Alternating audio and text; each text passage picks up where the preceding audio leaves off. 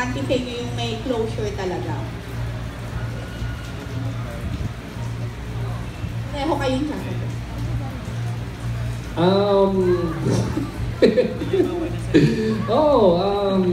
Like I said, ito, lalo na ngayon, halos everyday kami magkasama.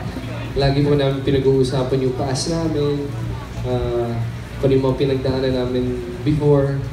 Siguro kung hindi po kami okay at wala po kami closure, hindi po namin mapag-usapan yon. Tapos at the same time, natatawa pa kami.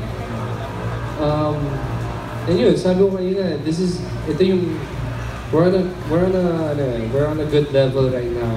At ini-enjoy na namin ngayon ito. Siguro, through time, nagkaroon kami ng closure. Kasi na time na yun, syempre parang hindi ganun, if I remember it right now, parang hindi ganun ka linaw because it was just a short relationship.